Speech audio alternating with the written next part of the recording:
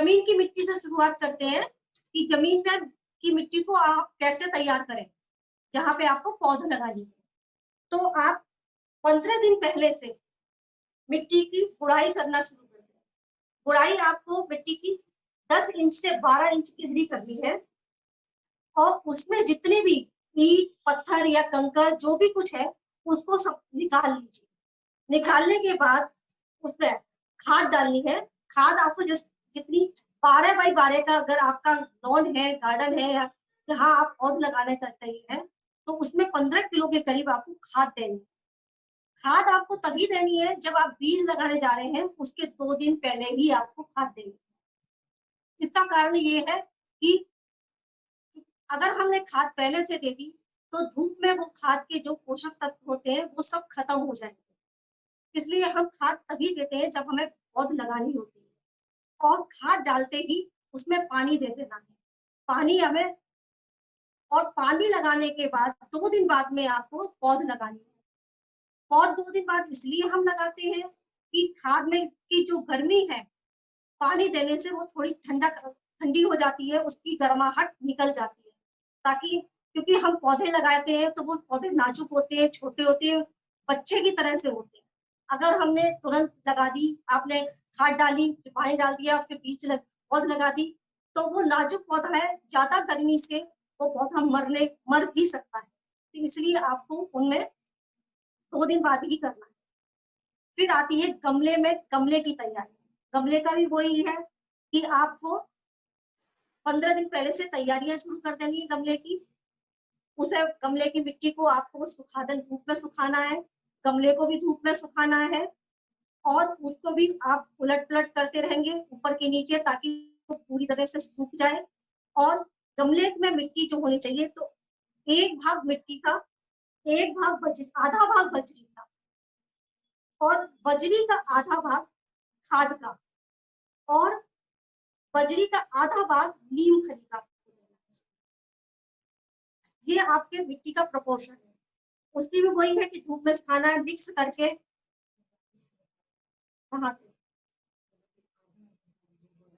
अच्छा, गमले की मिट्टी का आप लिख लीजिए, एक भाग मिट्टी, बजरी आधा भाग, खाद बजरी का आधा भाग और नीम खली बजरी का आधा भाग, यानी कि सबका आधा आधा करते चले जाएंगे आप। तो ये आपको देना है और सबको मिक्स करके उनको गमले में भर के छाया में रख दीजिए। जब आप बीज लगा रहे हैं उसके 2 दिन पहले उसमें पानी दीजिए और पानी देके उसमें पौधे लगा दीजिए और पौधे को छाया में ही रखना है, आपको धूप में नहीं रखना है गमले को। फिर आती है कोकोपीट की तैयारी। कोकोपीट की तैयारी के लिए आपको एक कोकोपीट का ब्रिक आता है, वो 5 किलो का, 2.5 किलो का आप आजकल हर किलो में मिलने लगे। तो आप अपनी रिक्वायरमेंट के हिसाब से कि आपको कितने गमले भरने हैं और कितनी पौध लगानी है, उस रिक्वायरमेंट के साथ में आपको कोकोपीट का एक ब्रिक कितने भी किलो का आपको चाहिए वो ले लीजिए। उस कोकोपीट को रात में टब में भिगो दीजिए। आप दिन में भी भिगो सकते हैं, इससे नहीं कि रात में ही आपको भिगोए। आप उसको टब में भिगो दीजिए, गीला कर दीजिए। उसमें जो गुठल होते हैं उनको भी आपको फोड़ देना है, उनको बिल्कुल एकदम खिली खिली हो जानी चाहिए और उसे पानी में कोकोपीट को डाल के पानी से भर दीजिए। जब वो पूरी तरह से भीग जाए और वो पूरी फूल जाए तो उसको आप एक कट्टे में भरिए। कट्टा ऐसा वाला लीजिए जिसमें कि पानी ड्रेनेज हो जाता हो, ऐसा नहीं कि उसमें पानी भरा रहता हो और पानी बिल्कुल निकले नहीं। उसको ऐसे में लीजिए जिसमें पानी ड्रेनेज हो जाता है।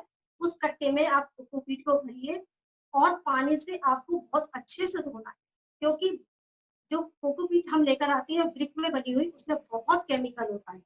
उसका केमिकल निकालना बहुत ज्यादा जरूरी है, नहीं तो आपकी जो आप वेजिटेबल लगाएंगे वो ऑर्गेनिक नहीं कहलाएगी, केमिकल वाली कहलाएगी।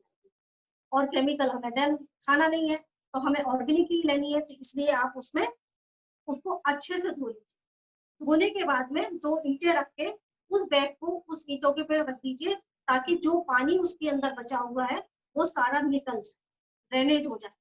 फिर उसको आप फिर वापस से उस टब के अंदर रखिए और तेज धूप में, जहाँ छत की तेज धूप में, जहाँ पे पूरे दिन की धूप आ रही है उस जगह पर आप उस टब को रख दीजिए और उसे रोज आपको या 2 दिन में 3 दिन में आप उसको भी ऊपर नीचे करना है, ताकि वो मिट्टी में जितने भी जर्म्स है, फंगस है या किसी भी तरह का केमिकल है, वो सब रूप से खत्म हो जाए।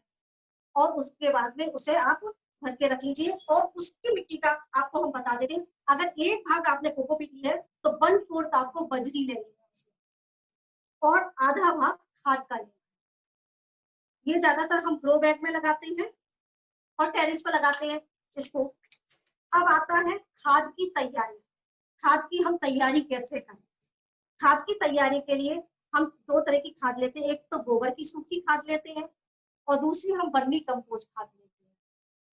तो ये खाद की तैयारी, तो आप इस खाद को भी ऐसी खाद होनी चाहिए जो सूखी हो, सड़ी गली नहीं होनी चाहिए। अगर आपके पास में ऐसी सड़ी गली है या उसमें से फंगस निकल रही है, लगी हुई है या गीली खाद है, तो उसको छाया में सुखा लीजिए। धूप में आपको हरगिज नहीं सुखाना है, उसे छाया में ही सुखाना है।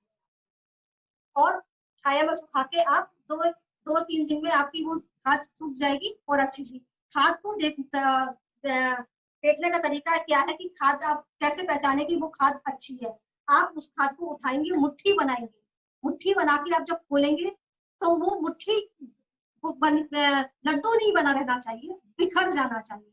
तो समझिए वो खाद आपकी बिल्कुल तरीके अच्छी तरीके से तैयार हो चुकी है। अब आजकल आपने देखा होगा कि ट्राइकोडर्मा का चलन होने लग गया है। ट्राइकोडर्मा हम लोग खाद में डालने लग गए, मिलाने लगे मिट्टी में, खाद में। तो उससे क्या होता है, ये एक तरह का फंगस है, ये गुड फंगस कहलाता है। और ये हमारे जो मिट्टी में जो बैड फंगस होते हैं, खराब फंगस होते हैं, जो ज्यादा कभी पानी ज्यादा दे देते हैं तो उससे फंगस पूरे में फैल जाता है। तो ये फंगस उनको खा लेता है, उनको खत्म कर देता है। और ये बिल्कुल पूरी तरह से ऑर्गेनिक होता है, इसमें किसी भी तरह का केमिकल नहीं होता है। और ये हमारी इस फसल को और उपजाऊ और अच्छा कर देता है। तो इसको बनाने का तरीका ये है, सबसे पहले कि आप 15 किलो खाद लें। 15 किलो खाद में आपको 15 ग्राम, सिर्फ 15 ग्राम आपको ट्राइकोडर्मा मिलाना है। पूरे में आप उस खाद में पूरे में फैला दीजिए ट्राइकोडर्मा को और मिला के उसे फैला के अच्छे से मिट्टी को मिला देना है। सॉरी, मिट्टी को नहीं, खाद को खाद में मिला देना है। लेकिन ये प्रोसीजर छाया ही में ही करना है, बिल्कुल भी धूप नहीं आनी चाहिए उस पर। आप एकदम छाया होनी चाहिए उसमें, क्योंकि धूप में अगर रखेंगे तो ट्राइकोडर्मा बिल्कुल काम नहीं करेगी, उसमें उसमें फंगस नहीं फैलेगी। जब आप उसमें मिला देंगे तो उसमें आप फिर थोड़ा सा पानी का छिड़काव कर दीजिए। हल्की सी नम होनी चाहिए खाद आपकी, गीली नहीं होनी चाहिए लेकिन नम होनी चाहिए। आप उसको हर दूसरे तीसरे दिन उसको मिक्स करेंगे। फिर आप 5वें या 6वें दिन देखेंगे तो उसमें सफेद सफेद रंग की पूरे में फंगस दिखाई देगी। वो फंगस दिखाई दे, फिर भी आप उसको 15 दिन तक ऐसे ही उलट पुलट करते रहिए। और उसके ऊपर जब आप जब ये आप ट्राइकोडर्मा उसमें फैला देंगे, उस पर हल्का गीला करके एक कोई कपड़ा बिछा दीजिए उसके ऊपर। वो खाद जो होगी आपकी हल्की नम हर समय बनी रहनी चाहिए, ताकि उसमें वो फंगस बहुत जल्दी अपना काम करेगी और पूरी खाद में फैल जाएगी। ये प्रक्रिया आपको 10 से 15 दिन तक चलती रहेगी। उसके बाद में आती है पौध लगाना। पौध आपको कैसे लगाने हैं? इसे लगाने के लिए जब आप पौध लगाने की तैयारी शुरू करते हैं तो फिर आपको मिट्टी में, जहां आप पौध लगाने जा रहे हैं, तो 2 से 3 इंच आपको फिर से गुड़ाई करनी है। बहुत गहरी गुड़ाई नहीं करनी, हल्की सी गुड़ाई करनी है, ताकि जो मिट्टी अगर चिपक गई है या बैठ गई है वो फिर से उसमें खुल जाए। उसको गुड़ाई करके और हाथ से उसे बराबर का लेवल कर देना है। लेवल करने के बाद में उसमें आपको पौध लगाने हैं। अब हर पौध की अपनी एक दूरी होती है। कुछ पौधे, कुछ फल सब्जियां ऐसी होती है जो बहुत बड़ी होती है, उनको उनको ज्यादा डिस्टेंस की जरूरत होती है। जो कम और छोटी होती है उन्हें कम डिस्टेंस की जरूरत होती है। तो उस हिसाब से आपको पौध को लगाना है। पौध भी आपको शाम को ही शिफ्ट करनी है, दिन में आपको नहीं लगानी है, रात में शाम को ही लगाइए और पौध लगाते ही उसमें पानी दीजिए। अब हम आपको बताते हैं और फिर आपको गमले में लगाते हैं। हम आपको दूरी भी अभी बता देंगे, पहले आप ये गमले का भी सुन लीजिए। गमले में पौध लगाने के लिए एक गमले में एक पौध लगेगी। जैसे आप फूल गोभी है एक लगेगा, पत्ता गोभी है वो भी एक लगेगा, शिमला मिर्च है वो भी एक लगेगी, बैगन है वो भी एक लगेगा, और जो पत्तियों वाली सब्जियां है वो आप उसकी जड़ें बहुत छोटी छोटी सी होती है, तो उसके लिए आप बड़े बड़े गमले नहीं मत लीजिए, ऊंचे हाइट वाले गमले ना लीजिए, चौड़े गमले ले लीजिए। चौड़े गमले का मतलब है जैसे बड़ा सा आपने गोल तसला सा ले लिया या कुछ भी ले लिया, 6 इंची की ट्रे ले ली, क्योंकि उसकी जड़ें नहीं है तो उसमें आप पालक, मेथी, धनिया, बथुआ लगा सकते हैं। मूली और गाजर, इसके लिए आपको लंबे हाइट वाले चाहिए, क्योंकि ये लंबी जाती है, गहराई में जाती है, इसके लिए आपको गहरे और ऊंचे वाले गमले चाहिए। और एक चुकंदर होता है, चुकंदर भी मिट्टी के अंदर ही होता है लेकिन गहरा नहीं होता है, तो हम ज्यादातर क्या करते हैं, हम चुकंदर को भी एक अलग गमले में लगाते हैं, तो आप उसे अलग गमले में लगाने की जरूरत नहीं है। आपने अभी नए प्लांट लगाए होंगे, फलों के लगाए होंगे, तो वो उसमें मिट्टी उसकी जड़ें पूरे में फैली नहीं होगी, थोड़ी जड़ें होंगी और मिट्टी पोली होगी, उनकी आप उस मिट्टी की आप गुड़ाई करिए और उसकी पौध को, जो चुकंदर की पौध आप तैयार करेंगे उसमें आप शिफ्ट कर दिए। चुकंदर की पौध डायरेक्ट भी लगती है और पौध भी तैयार होती है, दोनों तरीके से आप पौध को लग कर सकते हैं। तो आप उसकी पौध को उन गमलों में लगा दीजिए, तो आपके कुछ गमले चुकंदर जो जिसमें लगा रहे हैं, चुकंदर वाले गमले आपके बच जाएंगे, जिसे आप और चीजों में यूज कर सकते हैं। अब गमले, अब वही बात, क्या जमीन में अगर आप पौध लगा रहे हैं तो कितनी दूरी पे लगानी है। जैसे आपने फूल गोभी लगाया है तो आपको कम से कम 12 इंच की दूरी रखनी है। टमाटर की पौध लगाई है तो आप 6 इंच की दूरी रखिए। ऐसी शिमला मिर्च लगा रहे हैं तो 6 इंच की दूरी रखिए। इस तरह से आप अपने आप समझ लीजिए कि सब देख समझ सकते हैं कि कौन सा पौधा कितना बड़ा हो रहा है और उसकी जड़ें कितनी दूर तक फैल रही है और कितनी वो स्पेस ले रही है, उस हिसाब से आपको पौध तैयार करना है। अब आपको बताएं, ऐसे ही आपको कोकोपीट में भी करना है। कोकोपीट में, अच्छा ये भी आपको साथ में बता दें कि कोकोपीट में पानी बहुत कम देना होता है, क्योंकि कोकोपीट गीली होती है उसमें, तो उसमें पानी बहुत, और वो अपने आप में पानी अब्जॉर्ब करके रखती है काफी टाइम तक, तो उसमें आपको पानी कम देना है। और एक दिन छोड़ के भी दे सकती है, 2 दिन छोड़ के भी दे सकते हैं।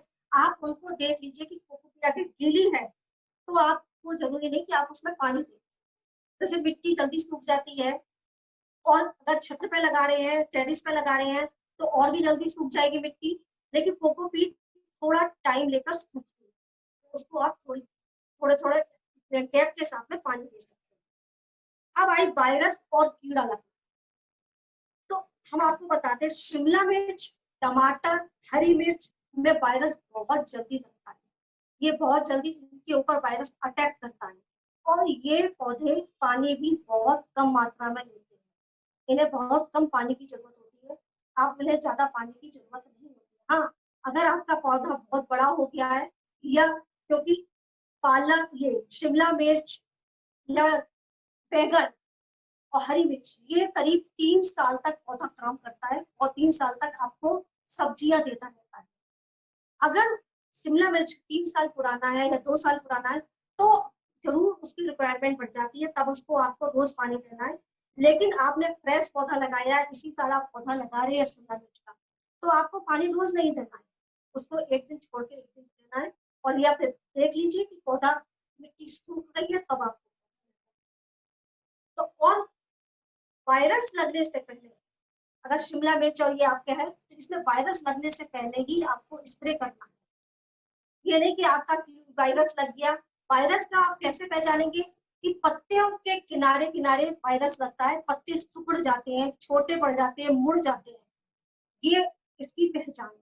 कीड़ा लगने का मतलब होता है कि कीड़े से पत्ते में छेद हो जाते हैं, या उसमें कीड़ा अंदर, पत्तों के अंदर कीड़ा, आप देखोगे सफेद सफेद सी लट दिखाई देने लगती है, वो होती है। लेकिन वायरस जिस पौधे में लगा है उसका एक सबसे पहचान ये है कि पत्तियों के किनारे किनारे पत्तियां मुड़ सी जाती है, तो समझिए वो वायरस। तो इसको वायरस लगने से पहले ही से आपको छिड़काव करना है। ये नहीं कि आप में वायरस लग गया तब आप छिड़काव कर रहे हैं, फिर कहेंगे वायरस तो निकल ही जा ही नहीं रहा, उसका पत्तियां तो मुड़ गई है, तो पत्तियां मुड़ी नहीं, नई पत्तियां जो आएंगी वो अच्छी आएंगी, लेकिन जिसमें वायरस लग गया वो पत्तियां सीधी नहीं होंगी, वो वैसी वायरस से। और आपको हर तीसरे चौथे दिन उनमें छिड़काव करना है, क्योंकि जल्दी वायरस लग रहा है उसके अंदर, तो आपको हर तीसरे से चौथे दिन उसमें वायरस उसमें छिड़काव करते ही रहना है।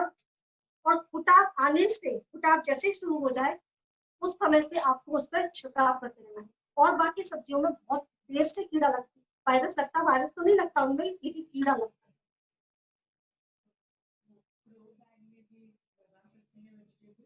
हाँ वो अभी हम बताएंगे।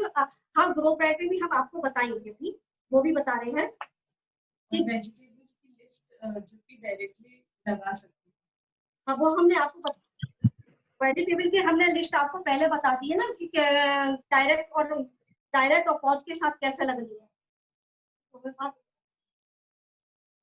हम आपको मैम हरी मिर्च में आपने अभी बताया वायरस लग जाता है।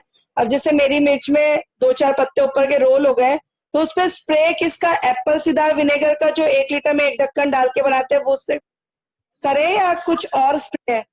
मैं आगे बढ़ती हूँ, मैं आपकी हर क्वेश्चन का जवाब जरूर दूंगी, और आपको पूरी तरह से सेटिस्फाइड करेंगे कि क्या क्या करना चाहिए, कैसे कैसे करना चाहिए। और जो भी आपकी हमारे में कमी रह जाए, आप एंड में क्वेश्चन से आप क्वेश्चन पूछ के हमसे पूछ सकते हैं, हम उसका आपका पूरा जवाब देंगे। ठीक है, मैं आगे बढ़ू। हाँ, तो अब हम आगे बढ़ते हैं। तो ऐसे ही कोकोपीट में भी हमने बता दी कि कोकोपीट में भी ऐसी सब्जियां लगेंगी, जैसे गमले में मिट्टी में लगाई है, ऐसी कोकोपीट में भी आपको सब्जियां लगा देनी है, सब तरह की। 6-6 इंच की आपके पास में बैग का साइज आप देख लीजिए, कितना बड़ा बैग का साइज है, उस हिसाब से आप सब्जियां लगाइए। अगर आपका 6 इंची का बैग है तो पत्ता गोभी की एक पत्ता गोभी एक ही लगाइए, फूल गोभी एक लगाइए।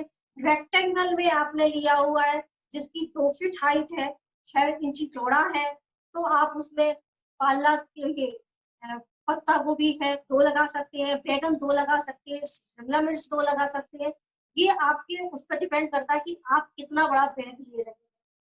छोटा बैग में एक सब्जी, पालक है आप उसे ज्यादा लगा सकते हैं, पालक की आप अगर 6 इंची वाला बैग है, गोल बैग है, तो उसमें आप काफी पास पास लग जाता है, 1-1 इंच की दूरी पर आप पालक के बीज को बो सकते हैं और लगा सकते हैं।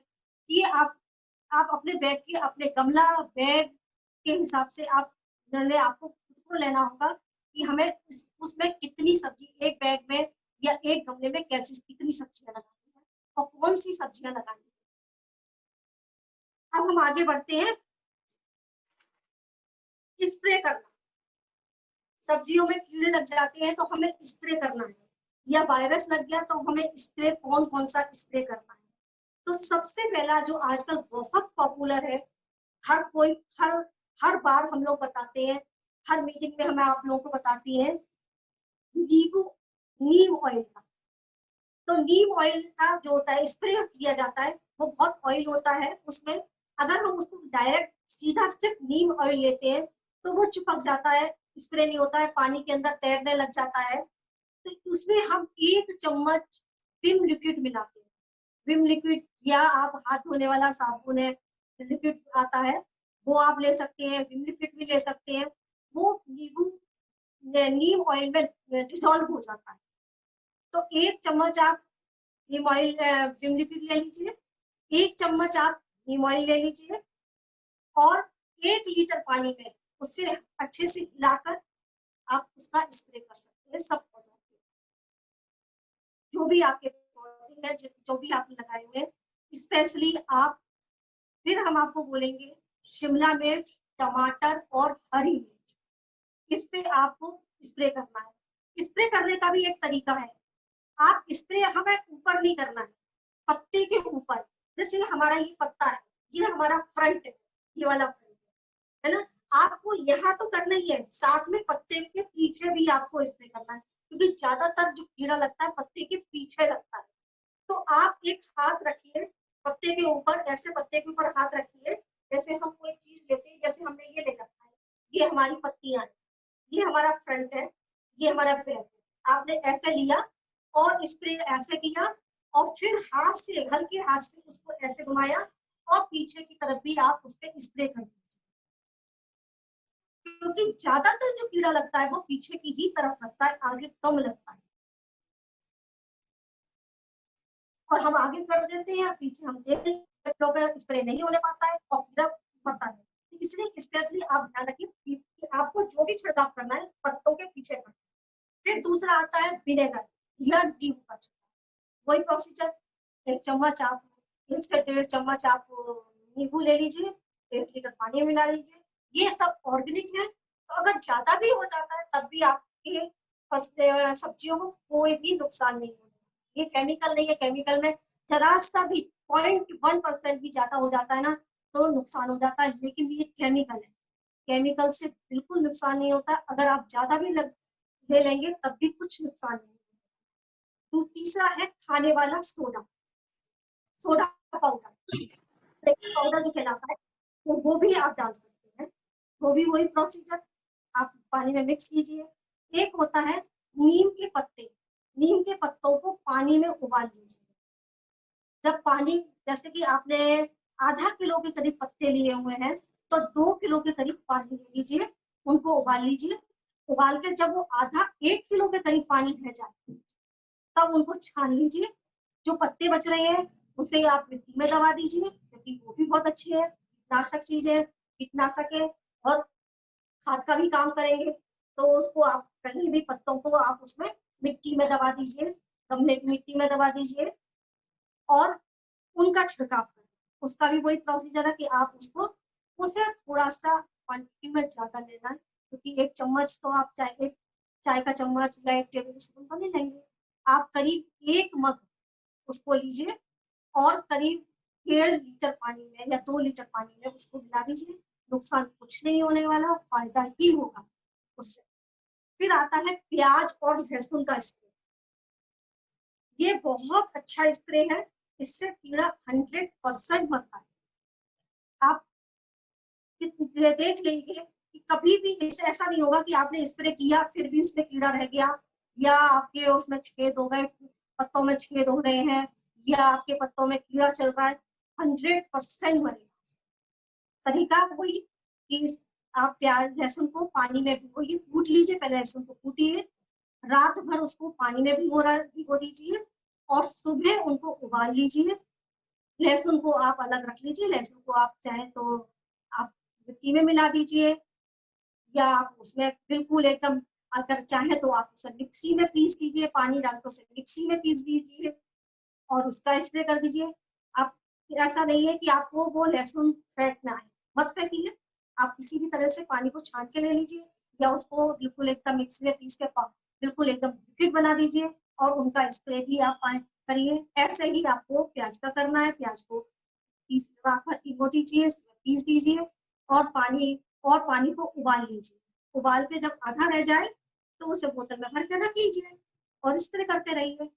एक सबसे और अच्छा जो स्प्रे है वो है हरी मिर्च का, इससे भी कीड़े 100% मरते हैं।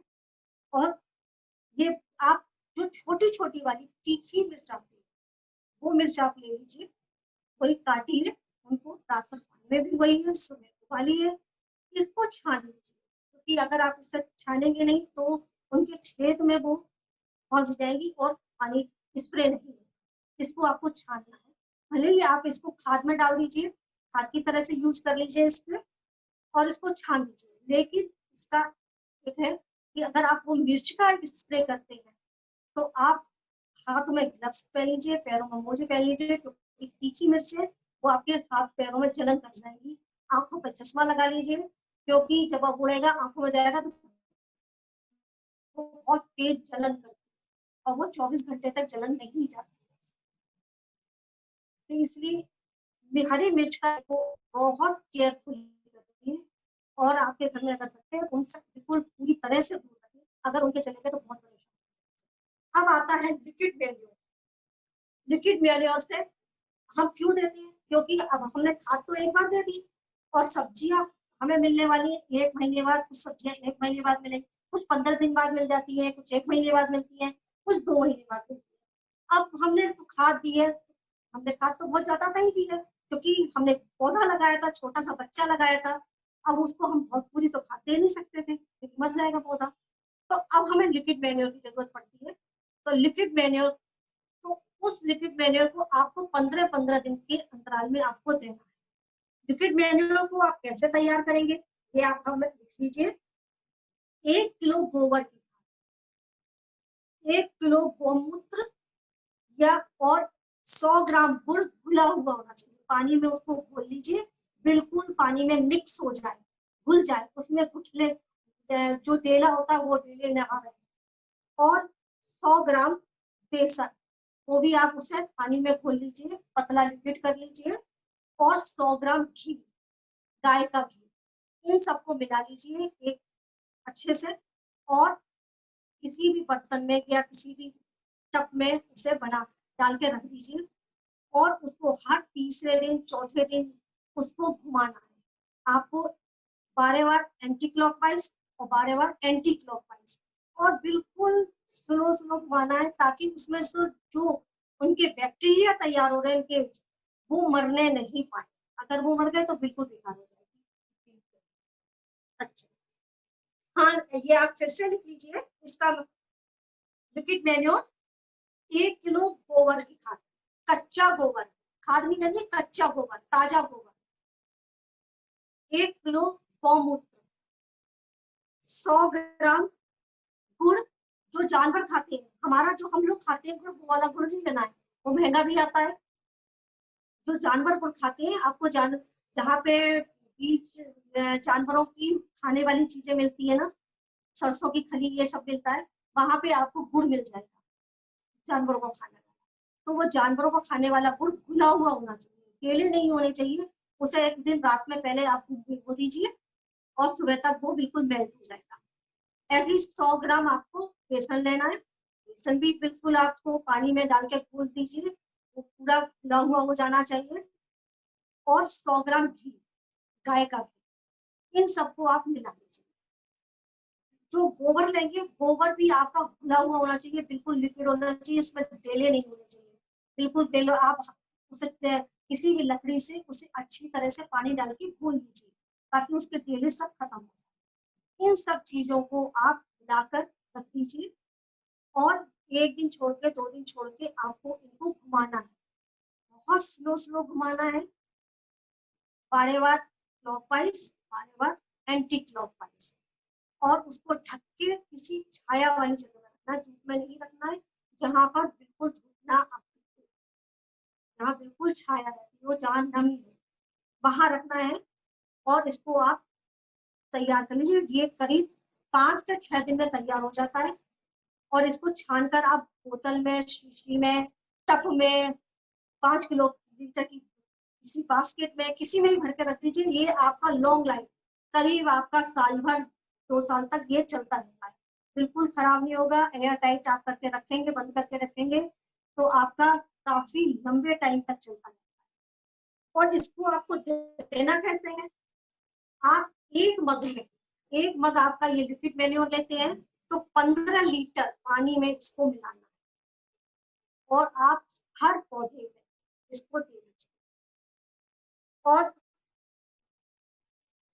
लेकिन जब आप इसको दें तो आपके गमले में पहले से पानी दिया हुआ होना चाहिए क्योंकि ये बहुत गर्म होता है। अगर आपने पानी नहीं दिया हुआ है तो ये आपकी पौधे को खराब, आपकी फसल को खराब कर सकता है, आपकी सब्जियों को खराब कर सकता है, सब्जी आपकी खराब हो सकती है। तो ये बात का आप स्पेशली ध्यान रखेंगे। फिर आता है घर का वेस्टेज। आप जो घर की सब्जियां के छिलके होते हैं उनकी आप खाद बना लेते हैं, उनको भी आप सुखा लीजिए और सुखा के आप जो आपकी फसल खड़ी हो रही है उसके किनारे किनारे आप रख दीजिए, उसको डाल दीजिए। वो भी आप यूज में ले सकते हैं, वो भी बहुत अच्छी चीज है।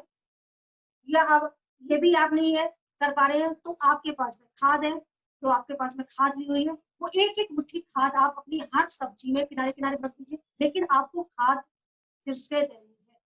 उस खाद से आपकी सब्जी में ग्रोथ अच्छी नहीं होगी, उसमें शाइनिंग नहीं आएगी, सब्जियां छोटी, जो आपकी जैसे पत्ता गोभी फूल गोभी है वो छोटा छोटा रह जाएगा, बड़ा नहीं होगा, फुल साइज का नहीं होगा, या आपकी सब्जियां बहुत अच्छी क्वांटिटी में नहीं आएंगी। तो इस बात का आपको स्पेशल ध्यान रखना है कि आपको हर 15 दिन से आपको उसमें लिक्विड मैन्योर या खाद या घर की खाद ये आपको देते रहना। फिर आता है, ये आपकी हो गई सब्जियों की सब कुछ, या हमने आपको पूरा डिटेल बता दिया कि सब्जियां किस तरह से तैयार करनी है और ऐसी, और आपको सब्जियां कोई 15 दिन में, कोई 1.5 महीने में और कोई 2 महीने में आपको सब्जियां मिलनी शुरू हो जाएंगी। अब आजकल आपने देखा होगा, आप लोग देख भी रहे हैं कि बिना मौसम की सब्जियां आ रही, गर्मियों में आपने देखा होगा फूल गोभी बहुत आ रहा है, पत्ता गोभी बहुत आ रहा है और बिल्कुल फ्रेश, कोई कोल्ड स्टोरेज का नहीं है, एकदम फ्रेश आ रहा है। तो हमें लगता है ये आ कैसे रहा है, ये तो जब किलो किया गया, गर्मी इतनी तेज हो रही है, फिर फूल गोभी हमें कैसे मिलता है। तो ये हमारा एक नई टेक्निक आई है जो हमारे लोगों के लिए तो बहुत मुश्किल है और बहुत महंगी भी है। ये आती, एक तो होता पॉली हाउस। पॉली हाउस होता है जो हम एक प्लास्टिक होती है, मोटी सी प्लास्टिक होती है, वो उसको हम पूरा टेरिस के ऊपर कवर कर देते हैं उससे, और उसपे बिल्कुल भी हम जैसे गर्मियों में होती है उससे धूप नहीं आने देते उसके अंदर। और उसमें गर्माहट ठंडक देने के लिए हम एसी या पंखे लगा देते हैं ताकि वो टेम्परेचर, सर्दियों वाला टेम्परेचर मेंटेन हो जाए उसमें, और उसमें हम सब्जियां लगाते हैं। दूसरा मेथड है कि बेसमेंट में सब्जियां, बेसमेंट में भी आजकल सब्जियां लगाने लगे हैं। वो उसका तरीका क्या है कि होती वही है, कोकोपीट में हम तैयार कर रहे हैं, बड़े बड़े कंटेनर होते हैं, लेकिन बेसमेंट पर धूप कहाँ से लाए, बेसमेंट पर धूप आ ही नहीं सकती है।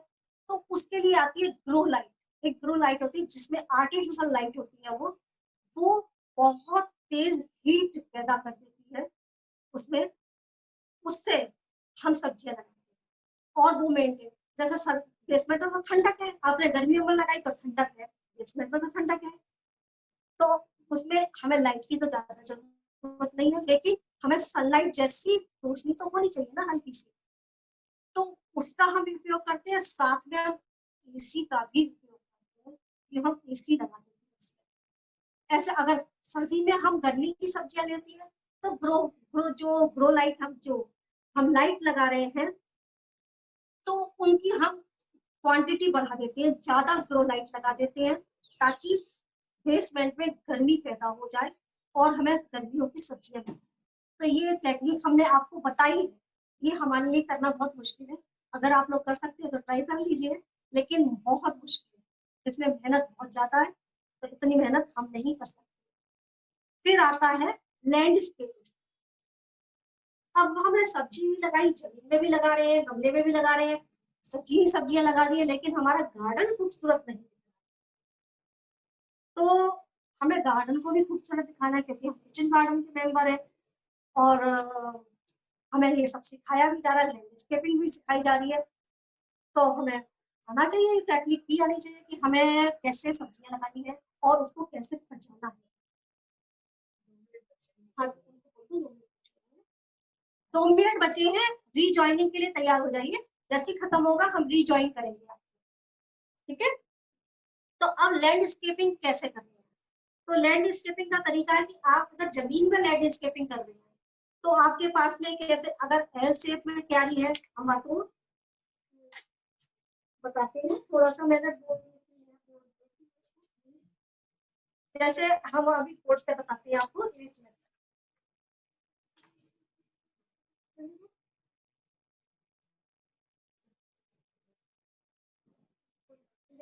थोड़ा सा आपको समझा देते हैं। ये दिख रहा है आपको बोर्ड हमारा, देखो नहीं देखो, देखिए ये कौन सा पेन है,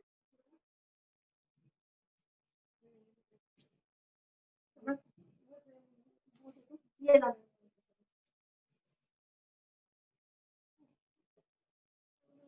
यहाँ तक हम खड़े हो जाते हैं, आपको देखो दिख रहा है। अब जैसे कि आपकी एल शेप की क्यारी है, हमारी ड्राइंग पर मत जाना आप लोग, क्योंकि हमारी ड्राइंग बहुत खराब है। ये एल शेप की क्यारी है, जैसे आपकी नीचे करना है, मोटा पेन से। ये एल शेप की क्यारी है आपकी।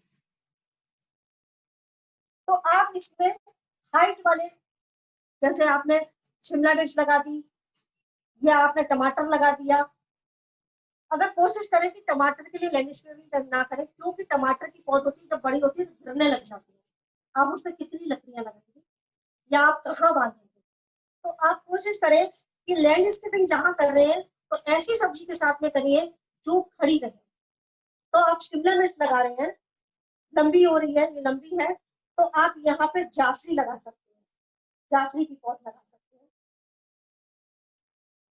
जो कि सिर्फ 3 इंच या 2 इंच की हाइट की होती है। अगर आप यहाँ पे फूलों की लगा रहे हैं या क्यारी में आपने फूल लगाए हैं, तो आप लंबी लंबी, अभी हम आपको फूलों की का जो नेक्स्ट सेशन होगा फूलों के बारे में बताएंगे, तो आपको पता लग जाएगी किस फूल की कितनी लेंथ होती है, तो उससे आप आइडिया लग जाएगा। तो आप लंबी हाइट के, जैसे आपने डॉग फ्लावर्स ले लिया या कोई लंबी हाइट का जो भी प्लांट लिया, तो यहाँ पे आप सब्जियां लगा सकते हैं, जैसे पालक लगा दिया आपने 5-5 छोटी सी, यहाँ पे नीचे आपने रिच तो लगा दिया, क्यारी वो बना दी ये, और यहाँ पे आपने पालक लगा दिया। या आप इसमें स्ट्रॉबेरी भी लगा सकते हैं, जमीन पे स्ट्रॉबेरी बहुत अच्छी चलती है।